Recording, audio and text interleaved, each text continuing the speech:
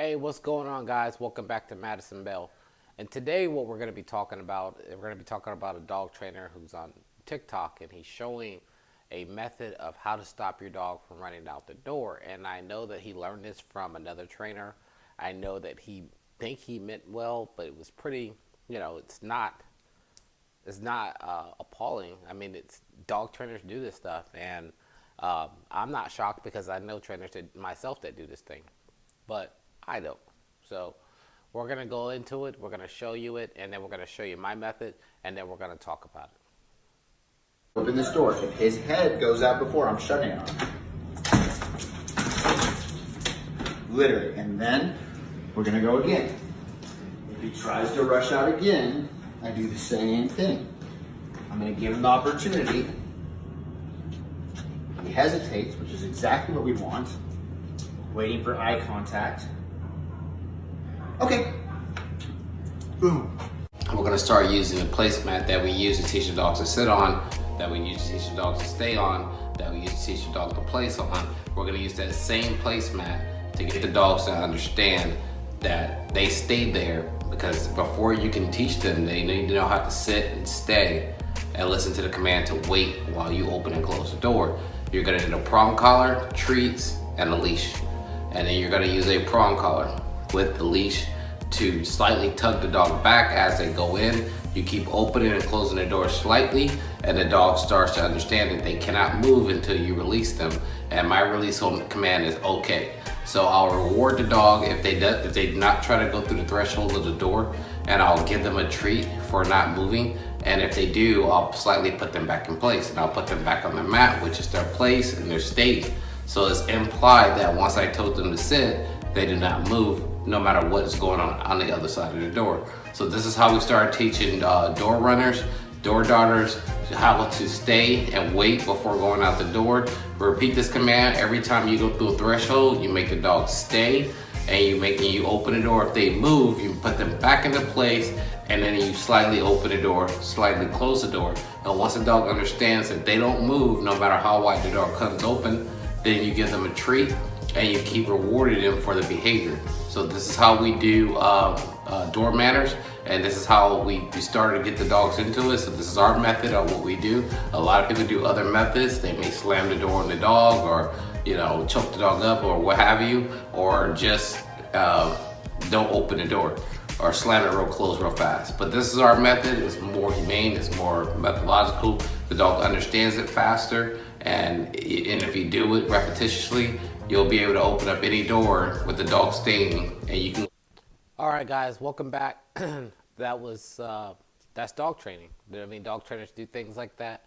It's very good to know what your dog trainer is doing to your dog and what they're not doing behind closed doors. Uh, Slamming a dog on a door is gonna it can injure the dog very severely. It's gonna make the dog extremely skittish and scared.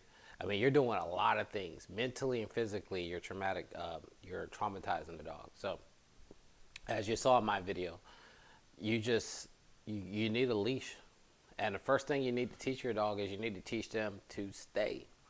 They need to know two commands: sit and stay. So you have them sit at the door. You tell them to stay and wait, and you just keep opening and closing the door, desensitizing them to the urge to run out the door when you open it. It's not that hard. It just takes patience. And a lot of the people are looking for these quick hacks. What you saw was hack dog training, and it's always going to come back to haunt you. Okay? So you're going to be going into PetSmart, and the doors are going to come open, and your dog is going to be scared to go through that door. You're going to be at the vet, and they're going to have bruises on their ribs, and the vet's going to be looking at you like, hey, what's going on here? I mean, there's a lot of bad from that, that I think that it's an old method that's taught the same way of sticking your dog's nose in the poop and swatting them upside the head. I mean, these things exist. People still do them. They're hacks, and hacks never work. That's the problem. Hack. And once people realize that, then there will be less injuries to dogs, less pain, and it'll be a more good training environment. So you need to teach your dog to stay. You need to teach your dog to sit. You need a leash and a flat collar. You need to work at the door with your dog. That's simple. You need basic obedience. You cannot train these dogs to do things if you don't have some type of obedience on top of them. And if you're following trainers like this, it's not because they're relatable to you. And that's some self-evaluation you have to do. If you feel like you have to physically pound your dog to get them to do what they need to do, it's not the trainer, it's you.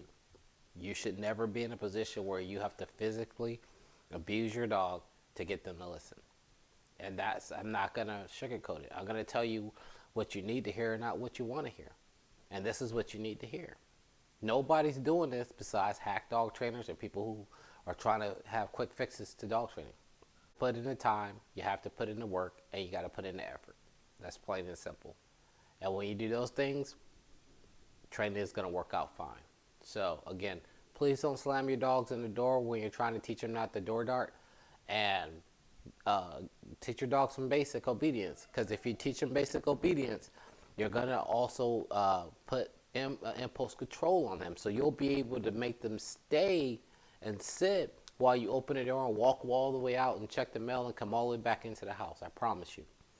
So that is the real situation of having a dog not dart out the doors, teaching them some basic commands. That's all it is. Not slamming doors on them and not electrocuting them and not beating them down. So that was that. You guys have a good one. I hope you enjoyed this little session of Carter Chat Talk. And don't beat your dogs up, and we'll see you for the next video. You guys have a good one.